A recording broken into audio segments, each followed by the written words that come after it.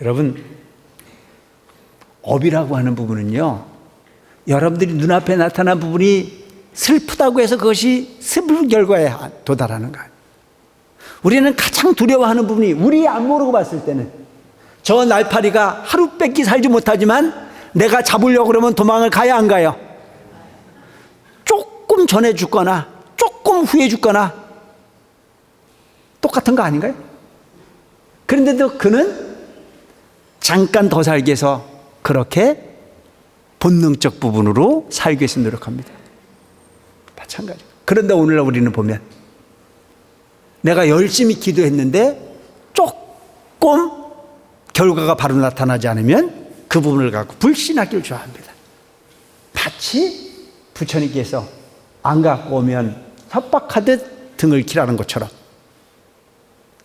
그것은 여러분 다름이 없는 공덕이 돼야 된다. 하나를 설명드리면,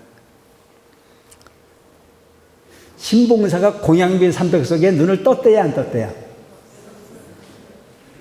대답을 안 해. 난 뜬 걸 본 일은 없지만 떴다 그러잖아. 신봉사가 공양비 삼백석에 눈을 떴대요. 그럼 그 눈을 뜬 건 부처님이 눈을 뜨게 해줬을까요? 지가 떴을까요? 왜 대답을 안 해? 네, 반갑습니다.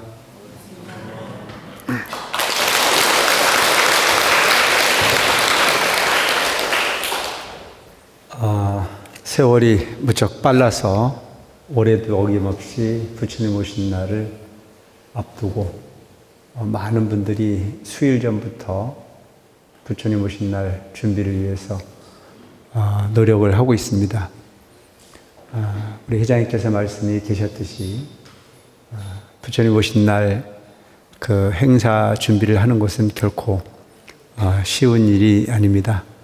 모든 신대님들이 정성을 다하고 또 십시일반 정성스러운 시간을 내서 그 노력의 결과가 이제 눈에 보여지기 시작합니다. 매년 이렇게 부처님 오신 날을 경험하고 준비를 하는 그런 여정이 번거롭고 힘들고, 또 어떤 경우는 이야기하건대 작년에도 등을 켰는데 올해도 또 등을 켜야 되냐, 뭐 이런 생각을 하는 분들이 계시는 것 같습니다. 그런데 여러분, 부처님 오신 날 우리가 많은 정성을 들이고 장엄을 하고 노력을 하는 이유가 뭘까? 며칠 전에 제가 등 작업을 하는 모습을 보기 위해서 나가서 이렇게 서 있었는데 어떤 보살님 한 분이 물을 들어 오셨어요. 그 병을 여러 개 해가지고 유모차 같은 데다가 끌고 오시다가 처음 보는 분이에요. 저를 보더니 그 끌고 오던 유모차를 두고 쫓아와서 하는 이야기가, 스님, 제가 이곳에 산 지가 오래됐습니다. 옆에 군부대가 있었고 지금 등을 키는 그 자리는 고물상이 있었고, 그리고 아이들이 노는 놀이터는 그냥 미나리강 같은 그런 늪이었었는데, 요즘 와서 원흥사가 눈에 들어오기 시작합니다. 수십 년을 이곳에 살았는데도 불구하고 이제 원흥사가 눈에 들어오기 시작하는 걸 보면 이 원흥사가 요즘 크게 변화하고 있는 부분을 보는 것 같아서 너무 좋습니다.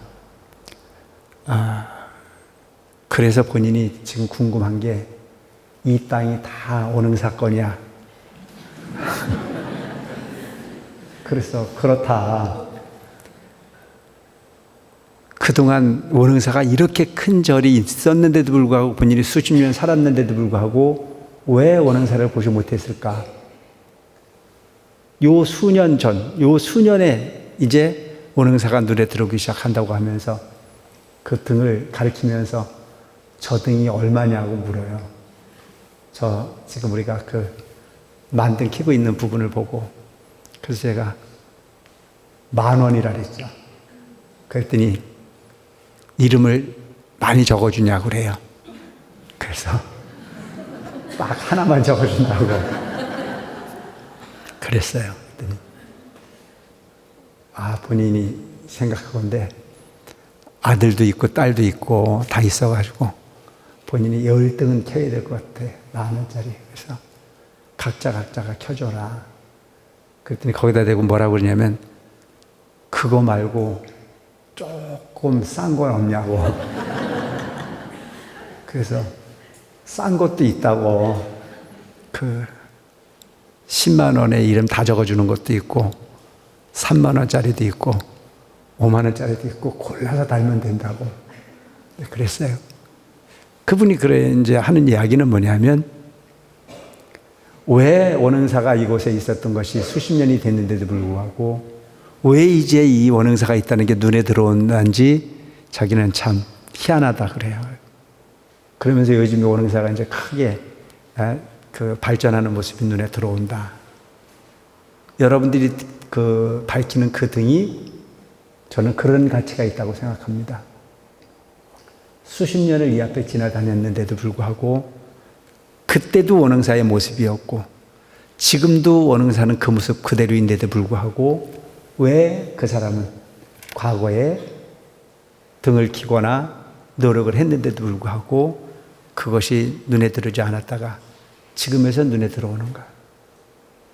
인연이라고 하는 것은 여러분 그렇게 간단한 게 아니에요. 오고 싶을 때 오고 만나고 싶을 때 만나고 그냥 그런 것이 인연이 아닙니다.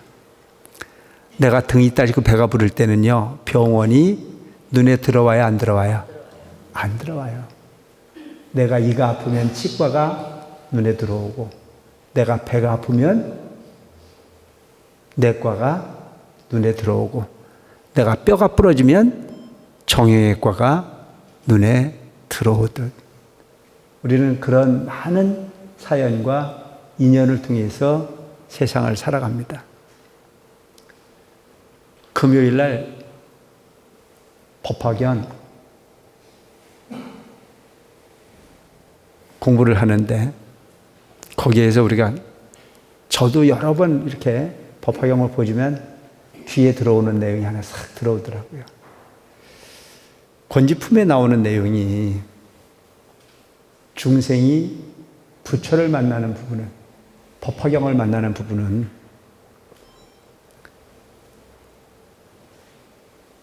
지구를 발톱에 올려놓고 걷어 올리는 것처럼 쉬운 일이 아닌데 차라리 그게 쉽지 법화경을 만나거나 부처님을 만나는 것이 더 어렵다. 불가능한 일이잖아요, 여러분. 여러분들은 이 지구를 발톱 위에 올려놓고 들었다 놨다 할 수 있습니까? 가능해요? 불가능하잖아요. 근데 그것이 쉬운 일이지 부처님 본 만나는 것이 어렵다라고 말씀하고 계세요. 또 그 권지품에서 뭔 내용이 나오냐면 어떤 사람이 마른 풀찜, 마른 풀을 시계를 지고 바짝 마른 풀잎을 말려서 등에다 지고 불을 통과하는 것은 차라리 쉬운 일이나 쉬운 일입니까? 불가능하죠? 화약 같은 마른 풀잎을 짐을 지고 불을 통과하는 것은 차라리 쉬운 일이나 부처님 법을 만나거나 법화경을 만나는 것은 그보다 더 어려운 일이다. 그 어려운 일의 인연을 통해서 함께하는 자리가 지금 이 자리라고 생각하면 여러분들은 얼마만큼 귀한 존재인지 생각이 되십니까? 그런 긍지를 가질 필요가 있는 겁니다. 그런 자리로 그들을 불러들이는 역할을 하는 것이 저 등을 밝히는 이유고 부처님 오신 날을 장엄하는 이유입니다. 근데 오늘날 우리는 참 속이 참 좁습니다. 어느 정도로 좁으냐면 내가 작년에 33인등 100등 켰는데 소식이 깜깜하다 이거야. 언제 줄 거냐 이거야. 10,000원짜리 한 사람 하나 킨 사람은 큰 바람이 없지만 내가 33인등을 100등을 켰으면 그것은 반드시 소식이 와야 될 거 아니야. 근데 어떻게 그렇게 아직까지도 소식이 깜깜한지 그것은 영혼이 없다. 근데 여러분, 공덕은 어디로 가지 않습니다. 공덕은 영원합니다. 부처님 가르침의 본질은 딱 한 가지입니다. 선인 선과요, 악인 악과라. 부처님께서 이 사바세계에 오신 핵심적 부분의 핵심은 뭐냐 하면, 중생이여 너희들이 사는 그 모습이 영원한 삶이 아니라는 사실을 가르치러 오신 분이에요. 그래서 부처님은 우리가 사는 현실의 세계를 찬이라고 얘기하고, 부처님께서 머무르는 그 세계를 일컬어서 피안이라고 얘기합니다. 차 안에 머무르는 삶의 방법을 가르치러 오신 분이 부처님이 아니고, 피안이라고 하는 부처님이 머물러 사시는 그 정토의 세계로 우리를 데리러 오신 분이 바로 부처님입니다. 그럼 그 부처님이 가르침에 부응하는 것, 그곳에 가기 위해서는 반드시 나를 위한 삶을 살지 말고 남을 위한 삶을 살아라. 제약 막작하고 세상의 모든 부분은 절대 악한 부분이라면 행하지 말고 중선봉행하여 착하다고 생각하는 부분은 반드시 받들어서 모시라 이거예요. 착하다고 생각하는 부분을 받들어 모시는 것이 불교입니다. 악하다고 생각하는 부분을 행하지 않는 것이 불교요. 그런데 여러분들 잘 생각해 보세요. 내가 악한 행동을, 누군가에게 피해를 주는 부분을, 누군가가 원하지 않은 부분을 나를 위해서 욕심을 내서 그 행위를 하고 나면 여러분들이 마음이 고요해집니까? 편안합니까? 우리의 속담에 악을 행한 자 다리를 오그리고 자고 선을 행한 자 다리를 펴고 잔다는 말이 있습니다. 이해하십니까?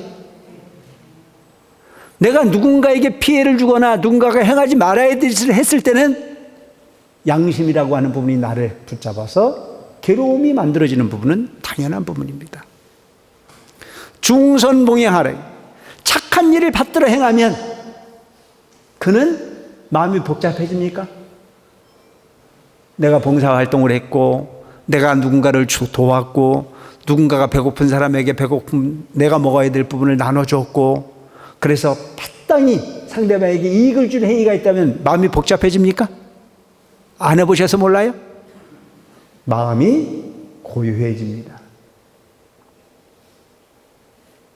부모님에게 안부전화를 하고 부모님에게 효도를 다하고 부부지간에 우애 있게 살고 형제지간에 서로 나눔을 행하고 하는 사람은 마음이 복잡합니까? 복잡해요? 고요합니다. 그래서 선행의 끝에는 자정교의라. 마음이 청정해지면 시제불견이라 그것을 걸어서 불교를 한다. 불교는 행입니다. 생각을 바탕으로 행을 이루는 것이 우리 삶이에요.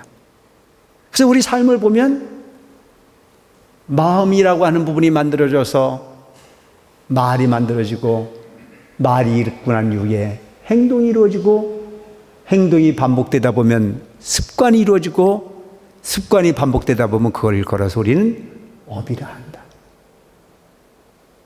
업은 바깥 경계에서 오는 부분이 아닌 내가 만들어서 내가 받는 부분을 업이라고 합니다. 근데 오늘 우리는 많은 사람들이 어떤 삶을 살아가다가 조금만 일이 안 되면 하는 일마다 어려움이 다가오면 저한테 와서 묻는 경우가 가끔 있어요. 뭐라고? 스님, 나는 전생에 무슨 죄를 졌길래 되는 일이 없냐고 물으러 와요. 그걸 나한테 물으면 어떡해? 그건 지가 할 일이지. 근데 알긴 알아. 내가 전생에 지은 업이 두터워서 하는 일이 되는 일마다 되는 일이 없다라고 하는 내용은 알고 있어요. 그것이 바로 불교의 가르침입니다. 희한하죠. 전에 오는 사람만 하는 일이 안 되는 부분이 전생에 무슨 죄를 지었길래 안 되느냐라고 묻는 것이 아닌, 타 종교 아니 종교를 갖지 않은 사람들도 일이 안 되면 꼭 와서 묻는 것 자체가 나는 전생에 무슨 죄를 지었길래 이렇게 되는 일이 하나도 없느냐라고 하는 부분을 이야기하는 거 보면 세상은 업으로 형성되는 것이 맞다. 단지 여러분들이 중생이 사는 세계에 중생의 안목으로서 되고 안 되는 부분을 판단하다 보면 답을 구하기가 대단히 어렵다. 부처님의 시각으로, 부처님의 시간으로, 부처님의 생각으로, 부처님의 법으로 세상을 볼 줄 아는 지혜가 필요하다. 딱 한 가지만 믿어라. 뭐? 내가 믿고 내가 행하고 내가 그 결과의 주인공이 된다는 사실. 이 세상의 창조주는 그 누구도 아닌 여러분들이 자신이라는 점을 기억하시고, 업도 내가 만드는 거요, 복도 내가 만드는 거요, 업도 내가 받는 거요, 복도 내가 받는다는 사실을 기억하고 살아라. 그렇게 생각한다면 우리는 뭘 받을 건가라고 하는 자체를 고민하지 말고 무슨 짓을 하고 있는지를 관찰해 볼 수 있는 여러분들로 살아가시기 바랍니다. 아시겠죠? 근데 오늘 우리는 보면 내 자신이 무슨 짓을 하고 있는지는 별 관심이 없어요. 상대가 무슨 짓을 하고 있는 것만 오직 혈안이 돼서 보고 있습니다. 인정하십니까? 참 묘하지 않아요? 내가 내 자신을 보는 게 진리가, 내가 내 자신을 관찰하는 게 수행이고, 내가 내 자신을 관찰해서 잘못되어진 부분의 행위를 고치고 바른 행위를 실행하기 위해서 노력하는 것 자체가 불교입니다. 근데 오늘 우리 보면 나 때문에 속상한 사람 별로 없어요. 누구 때문에 속상해요? 누구 때문에? 너 때문에.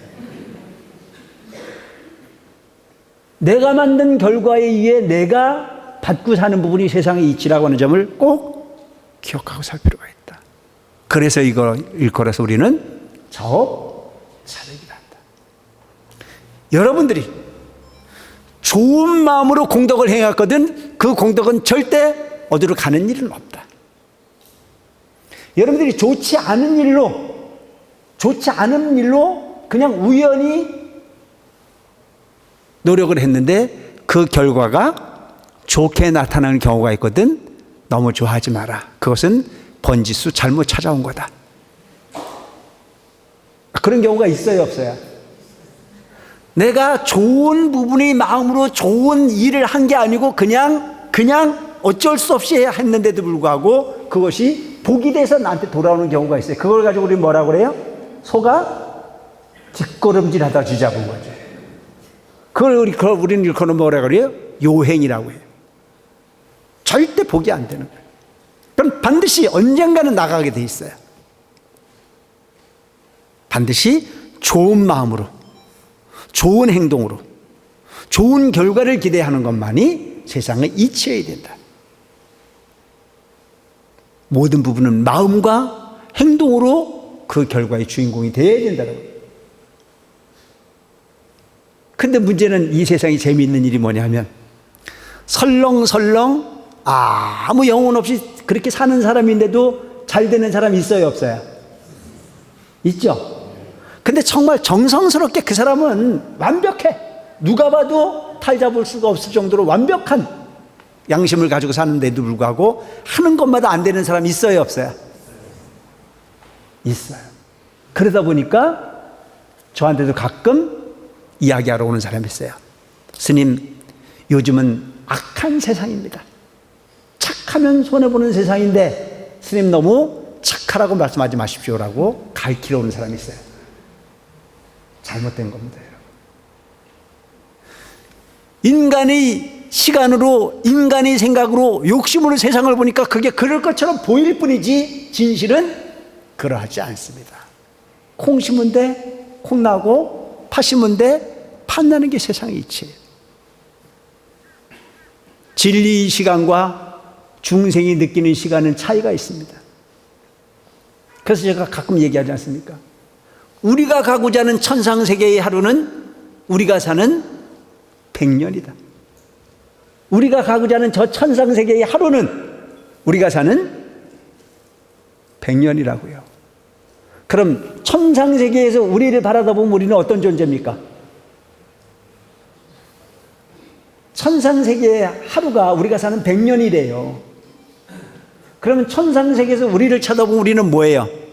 따라하세요. 하루살이. 하루살이라니까. 근데 우리가 바라다보는 여러분들이 하루살이를 보잖아요. 여러분들이 하루살이를 봤을 때는 하루살이의 인생이 이해가 됩니까? 이해가 안 되잖아요.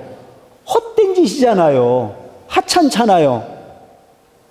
부처님의 시간으로 세상을 되돌려보고 그 부처님이 가르침으로 부처님이 안목으로 세상을 볼 수 있는 지혜가 필요하다. 그래서 우리는 어떤 가르침이 필요하냐? 인간만사 세옹. 답을 모르고 가는 인생이긴 마찬가지이니 어차피 사는 인생이라면 부정적 시각의 인생을 살지 말고 업대로 되는 거요. 업의 결과로 세상을 살아가는 부분이라면 나는 반드시 업에 걸림이 없는 삶을 살아가겠다라고 하는 목표지향적 삶을 살아가시기 바랍니다. 아시겠죠? 목표라고 하는 부분을 어떤 물질적 환경에 이익을 얻기 위한 목표를 정하라는 얘기가 아니고 우리는 오직 목표 하나를 정하되 부처님 가르침에 관한 업으로 세상이 형성된다라고 하는 사실을 콩 심은 데 콩 나고 팥 심은 데 팥 나는 그 진리를 통해서 세상에 사라진다라고 하는 부분의 믿음을 가지고 살아요. 그래서 착함을 목적으로 가는 진리를 목적으로 가는 업을 형성하는 부분을 등한시하지 않고 살겠다라고 하는 목표지향적 삶을 설정할 필요가 있다. 여러분, 업이라고 하는 부분은요, 여러분들이 눈앞에 나타난 부분이 슬프다고 해서 그것이 슬픈 결과에 도달하는 거 아니에요. 우리는 가장 두려워하는 부분이 우리 안 모르고 봤을 때는 저 날파리가 하루밖에 살지 못하지만 내가 잡으려고 그러면 도망을 가야 안 가요? 조금 전에 죽거나 조금 후에 죽거나 똑같은 거 아닌가요? 그런데도 그는 잠깐 더 살기 위해서 그렇게 본능적 부분으로 살기 위해서 노력합니다. 마찬가지. 그런데 오늘날 우리는 보면 내가 열심히 기도했는데 조금 결과가 바로 나타나지 않으면 그 부분을 갖고 불신하기를 좋아합니다. 마치 부처님께서 안 갖고 오면 협박하듯 등을 기라는 것처럼 그것은 여러분 바램이 없는 공덕이 돼야 된다. 하나를 설명드리면 신봉사가 공양빈 삼백석에 눈을 떴대야 안 떴대야? 대답을 안 해. 난 뜬 걸 본 일은 없지만 떴다 그러잖아. 신봉사가 공양비 삼백석에 눈을 떴대요. 그럼 그 눈을 뜬 건 부처님이 눈을 뜨게 해줬을까요? 지가 떴을까요? 왜 대답을 안 해? 자, 신봉사가 공양비 삼백석에 눈을 떴다는 거 알잖아요. 근데 부처님이 눈을 뜨라 그랬대요? 지가 떴대요? 헷갈려? 본인이 눈을 뜬 거예요. 왜? 본인이 뜰 수 있는 짓을 했으니까. 여러분, 이게 대단히 중요한 부분이에요. 부처님 가피는요, 부처님이 내려주는 게 아니에요. 본인이 그 가피의 인연을 찾아가는 거예요. 희한하잖아요. 몸이 아픈 사람이 병이 나려면 약수 한 번만 먹어도 병이 낫는 경우가 생기고 남이 먹다 버린 약을 주워 먹고도 병이 낫는 경우가 분명히 생기지 않습니까? 그럼 이런 모든 부분은 다 뭐에 연결된 거예요? 인과로 연결된 거잖아요. 인연으로 연결된 거잖아요. 세상의 주인은 여러분들 자신이 세상의 주인입니다. 아시겠죠? 주인은 여러분들이 상대를 어떤 걸 만나냐에 따라서 그 결과가 달라질 뿐이에요.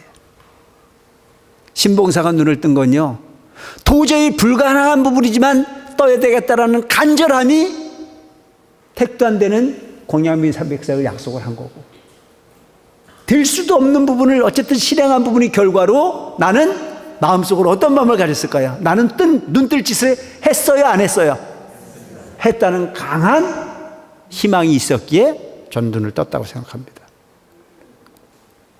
여러분, 제가 하는 이야기는 복을 짓고 복을 기다리는 여러분들이 되시기 바랍니다. 아시겠죠?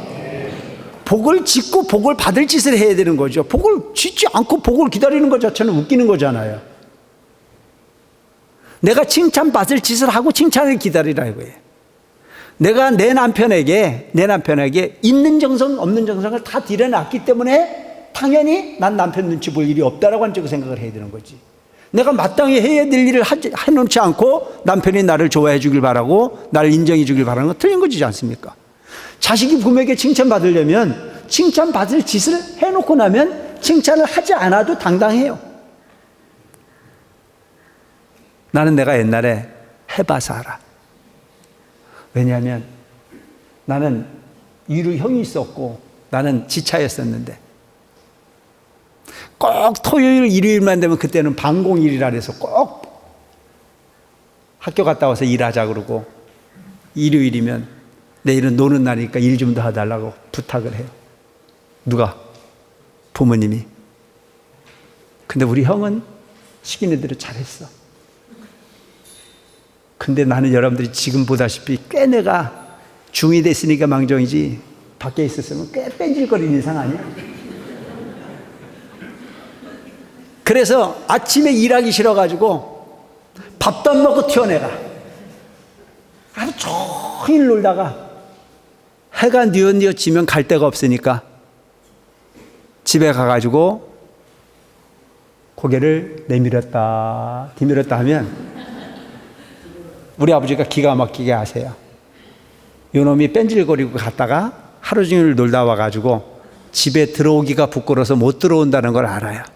그래 그걸 아시고 딱 한마디 하세요. 들어와 밥 먹어라. 그럼 무장해제 끝난 거예요. 근데 그 밥을 먹을 때 보면 우리 형은 너무나 이 반찬 저 반찬 다 갖다 먹는데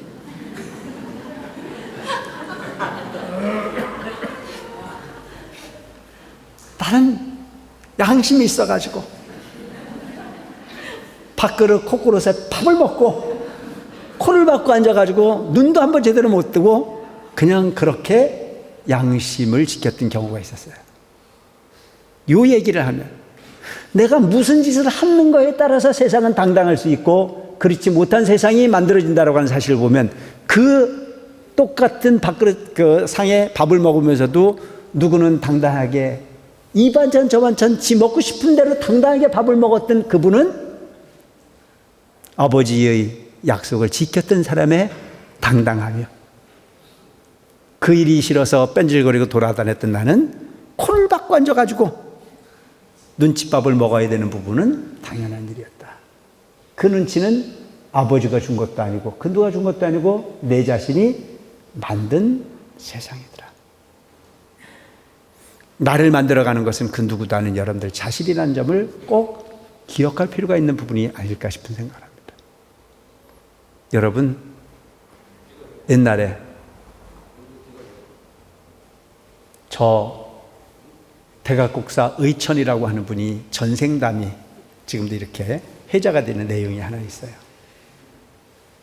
옛날에 저 중국에 어떤 한 젊은 사람이 공덕을 짓고 싶은 마음에 출가도 하기 전에 남의 집 품팔이를 하면서 세경을 받았어요. 그래서 그 세경 받은 돈을 그 엽전을 우물에다 갖다가 저축을 했어요. 요즘은 은행이 있지만 옛날에 은행이 없었으니까 우물에다 갖다가 저축을 해서 다 열심히 일을 해가지고 우물이 찰 정도로 돈을 모았어요. 그러고 난 이후에 공덕을 줘야 됐다는 생각에 스스로 머리를 깎고 스님이 됐습니다. 그래서 그 돈을 꺼내가지고 절을 짓기 시작합니다. 근데 그 절을 짓는 그 스님의 모습이 너무나 훌륭해 보였던 한 청년이 그 스님의 제자가 됩니다. 그래서 먼저 출가해서 절을 짓기 시작했던 품팔이에서 돈을 맡던 이 스님은 바깥 경제의 일을 맡지 않고 오직 절 짓는 일에만 몰입을 하고, 그가 훌륭해 보여서 출가를 했던 상좌는 바깥 일을 주로 하면서 절을 가꾸기 시작했습니다. 그리고 오직 연불을 하는 데 있어서 게으름이 없는 연불과 수행을 일관했습니다. 근데 그렇게 열심히 연불을 하고 그렇게 열심히 불사를 위해서 애쓰는 큰 스님, 그가 어느 날 갑자기 안진뱅이가 됩니다. 그러니까 제자가 생각해 볼 때 그런 정성을 들이는 스승이 없고 그런 지극한 노력을 하는 스님이 없는데도 불구하고 부처님이 가피가 있다면 어찌 더 많은 복을 줘야 될 텐데도 불구하고 오직 부처님이 위한 인생을 살아가는 내 스승에게 안진뱅이라고 하는 부분을 업을 줄까 싶은 생각이 들어서 큰 의문을 가지고 있었습니다. 근데 그렇게 안진뱅이를 몇 년 살아가고 있는 상황에서 또 갑자기 그 스승에게 앞을 못 보는 맹인을 만들어. 안진뱅이에다 앞을 못 봐요. 그렇지만 절 짓는 일을 포기하지 않고 열심히 연불을 하고 열심히 절을 가꾸는 그 스님에게 또 어떤 일이 생기냐? 귀머거리가 돼서 들리는 부분이 없는. 그래서 안진뱅이의 귀머거리에 앞을 못 보는 맹인이 되어져 가지고 끊임없이 연불에 매진을 했고 끊임없이 절을 관리하는데 소홀함이 없어. 어느 날 안진뱅이의 앞을 못 보고 귀도 안 들리는 이 스님이 마당에서 풀을 뽑고 있는데, 마당을 메고 있는데 벼락이 쳐가지고 벼락을 맞아서 스님이 죽었어요. 그러니까 그 제자가 생각해 봤을 때 부처님은 영험이 있어요, 없어요? 그 절 다녀야 돼, 안 다녀야 돼? 아니, 대답을 안 해요. 그 절 다녀야 돼, 안 다녀야 돼? 그래가지고 이 제자가 생각해 봤을 땐 참, 어떻게 해도 너무하지. 평생 세경을 받아가지고 절을 짓겠다고 원을 세우고 절을 짓고 연불을 하고 온갖 정성을 다하는 내 스승이 무슨 죄가 많길래 이 같은 죄를 받아서, 이 벌을 받아서 죽냐. 이게 벌을 받은 게 아니에요. 그래서 이 제자가 생각하는 게 갈까 말까, 때리치고 가버려야 되나 말아야 되나, 이런 이제 갈등이 올라왔는데 지금까지 한 게 연불밖에 없잖아요. 지금까지 한 게 절밖에 없잖아요. 그런데 내가 볼 때는 목표가 사라져 버리는 거죠. 그래서 그 존경하던 그 대단한 자기 스승이 죽은 모습을 보면서 손바닥에다 너무 한이 복받쳐 오니까 글을 적는데 불무영험이라고 적었어요. 불무영험이라. 부처 부자, 없을 무자. 부처는 영험이 없다. 그래가지고 답의를 했어요. 그러고 난 다음에 갈까 말까 생각하다가 마땅히 갈 데가 없어가지고 그냥 그 자기 스승이 했던 대로 연불을 하고 자기 스승이 했던 대로 예불 시간을 지켰어요. 그래서 그렇게 세월을 보내고 있는데 10달이라고 하는 시간이 지나고 난 이후에 고려라고 하는 나라에 고려 문중의 넷째 아들인 대각국사가 세상을 나왔어요. 근데 이 대각국사는 세상에 나오면서 조막손을 가지고 나왔어요. 손을 움켜쥐고 앉아가지고 하루 종일 우는데 딱 어디선가 멀리서 들어오는 예불 시간에 목탁 소리만 나면 그 시간만큼은 울음을 그쳐요. 그래서 너무나 그 울음으로 고통받는 그 아이가 안 됐어가지고 그 목탁 소리가 들려오는 부분을 찾고 찾아가 보니 그곳이 바로 저 절강성 어느 곳에 적은 암자가 있고 그 암자에 어떤 스님이 염불 하는 그 시간만 되면, 그래서 그 소리를 찾아갔을 때 스승이 죽은 모습을 보면서 불무 영험이다, 부처가 영험이 없다라고 써놓고 장사를 지냈던 그 스님이 그런 예불을 하고 드린 그 부분을 발견을 합니다. 그래서 그를 데리고 고려에 와서 사연을 이야기하고 보여주니 그 스님이 돌아와서 대각국수 앞에 나타났을 때 비로소 손을 폈는데 대각국수의 손에 본인이 적었던 글씨가 그대로 불무 영험이라고 적혀 있었다는 얘기가 있어요. 이건 뭘 얘기를 하는 거냐면 그 대각국사의 혼이 그 절을 지었던 그 모습을 살았던 그 스님이 삼생의 인과를 뛰어넘어 한 나라의 왕자로 태어왔고, 그렇게 태어오셨던 대각국사는 우리나라 천태 중에 초주로서의 역할을 할 수 있었던 인연으로 거듭났다라고 하는 일화가 전해지고 있습니다.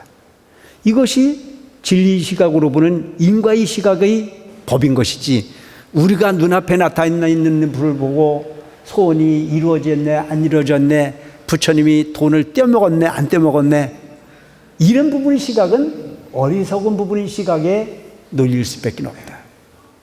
오직 내가 행한 선한 행동은 어디로 가지 않고 반드시 나와 연계가 됐어. 영원히 죽지 않는 삶의 주인공이 바로 여러분들이라는 사실을 잊지 않는 불자로 살아가시기 바랍니다. 아시겠죠? 잠깐 동안 살고 가는 부분이 아닌,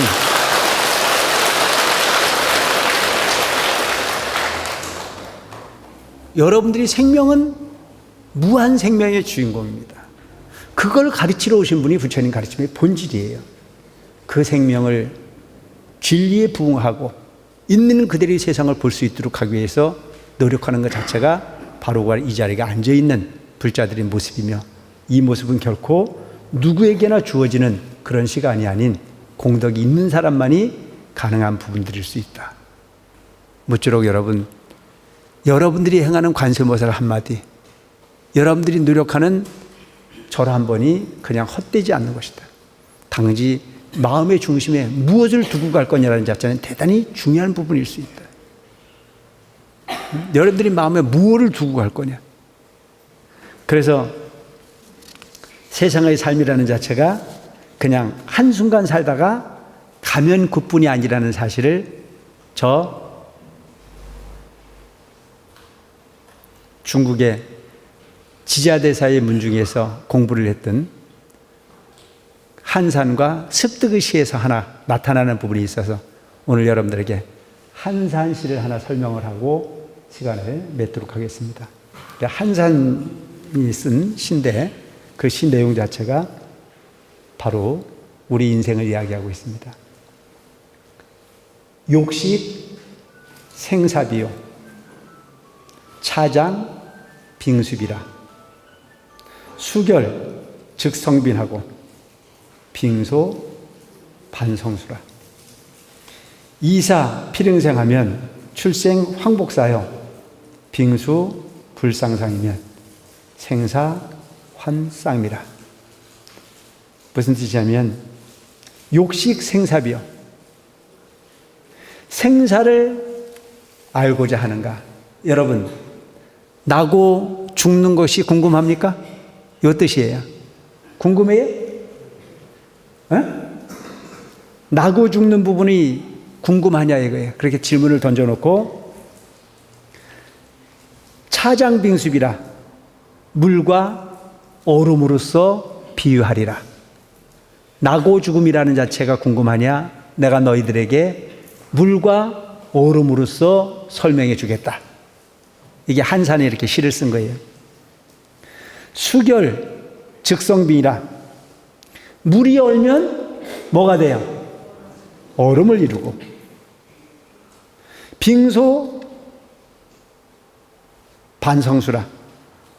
얼음이 녹으면 다시 물이 된다. 생사가 그런 거라는 얘기예요. 낫다라고 하는 부분은 얼음이 얼은 거요. 죽었다라고 하는 부분은 얼음이 녹은 거다. 물과 얼음은 달라요, 같아요?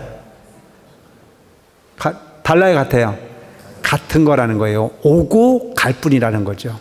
모습이 변했을 뿐이지 그 성품은 가지고 있다는 얘기입니다. 이제 아시겠죠? 그러니까 너무 죽었다고 슬퍼할 일 아니야. 죽음을 너무 두려워할 일도 아니라는 얘기예요. 죽기 전에라고 하는 자꾸 생각을 하지 말고 그냥 살았을 때 열심히 살면 되는 거고, 죽음은 너무나 큰 슬픔으로 받아들일 일도 아니야. 그건 당연히 그렇게 겪어가야 될 일들이야. 조금 편안해지지 않아요? 에? 여유 있어야 되는 거예요. 그래서 마음이 중요한 부분이란 말이죠. 거기다 또 뭐라고 얘기를 하냐면, 이사 필응생이면 없어진다고 하지만 반드시 다시 생겨날 것이요. 출생 환복사라 모든 생겨난 것은 또한 없어질 거라. 빙수 불상상이면 물과 얼음이 서로 아무런 손해가 없잖아요. 죽었다고 손해된 거 있어요? 살았다고 얻은 것도 아니고 죽었다고 손해된 것도 없어요. 물과 얼음이 기온만 바뀌면 오고 갈 뿐인데 뭘 그렇게 애고지고 할 일이야. 그냥 오고 가는 거니까, 그냥 인연이 다해서 오고 갈 뿐이니까 거기에 신경 쓰지 마라. 생사 환상미라. 태어남과 죽음은 또한 다 어떤 거예요? 아름다운 거라 이거예요. 그래서 이 부분을 여러분들이 설명할 때 뭐라고 설명했냐면, 제가 생야일편 부흥기요 사야일편 부흥멸이다. 살았다라고 하는 부분은 한낱 구름이 모여진 거요, 죽었다라고 하는 부분은 한낱 구름이 흩어진 거나 마찬가지라. 구름은 본래 형체가 없었던 건데 모여오니 모습을 갖췄을 뿐인데 그것은 진실상이 아니야. 잠깐 동안 그렇게 보였을 뿐이야. 근데 그 구름의 모습이 그냥 형태를 계속 가지고 있습니까? 잠깐 보였다가 또 그냥 그렇게 없어질 뿐인데, 그것이 모였다 없어졌다 하듯 우리 삶이라는 자체도 마찬가지다. 무엇을 위해 살 거냐? 삶과 죽음을 인식하는 자아 본성을 위해서, 그 부분이 업을 이루지 않도록 살기 위해서 노력하는 삶을 살아라. 그래서 여러분, 제일 중요한 부분이 뭐냐면 억울한 삶을 살지 마시기 바랍니다. 아시겠죠? 억울한 삶. 어떤 사람이 억울해요? 어떤 사람이 억울해요? 열심히 한 놈이 억울해요. 왜 억울한지 아세요? 대가를 바라는데 대가가 오지 않기 때문에 억울한 거예요. 그래서 여러분들에게 말씀드립니다. 대가를 바라지 않는 인생의 삶을 살아가시기 바랍니다. 아시겠죠? 열심히는 살되 대가는 바라지 말자. 그걸 일컬어 우리는 무주상보시. 머무른 바 없이 마음을 내라. 상을 내면 그때부터 모든 부분이 서운해지기 시작합니다. 여러분, 결혼하셔서 사시는 우리 보살님들도 보면 아무것도 없는 집안에 가서 내가 살림을 악착같이 살아가지고 먹고 살만한데 나를 안 알아주니까 화가 나는 거잖아요. 시집갈 때 아무것도 안 해가지고 간 사람은요, 시집에서 조금 서운하게 해도 안 삐져요. 왜? 내가 한 게 별로 없으니까. 근데 아파트도 사가지고 가고 자가용도 사가지고 가고 다 사가지고 간다면 시집에서 조금만 서운하게 하면 열 받아야 안 받아야? 대답을 안 해. 안 해봐서 몰라?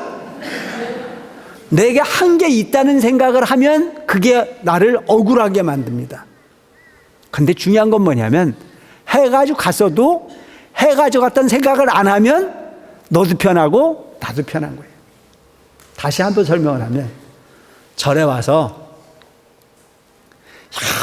열심히 청소하고 열심히 노력하고 남보다 더 열심히 노력을 했는데도 불구하고 주지가 안 알아주면 화가 나야 안 나야? 대답을 안 해.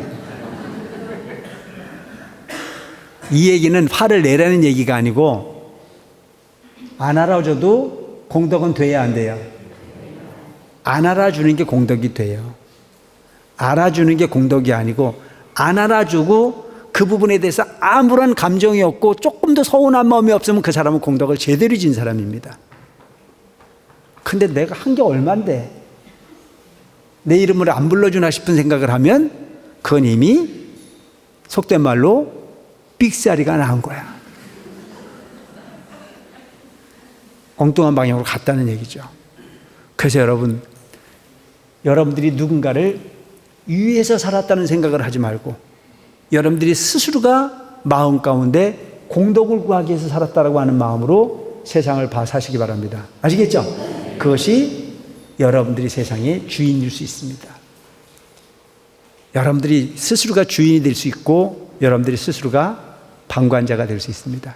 되도록이면 가는 곳마다 그 처해정관관의 주인으로서 사는 삶을 살아가시기 바랍니다. 그렇다면 그 부분의 삶의 결과는 우주 인생의 주인공으로 살아가는데도 부족함이 없을 겁니다.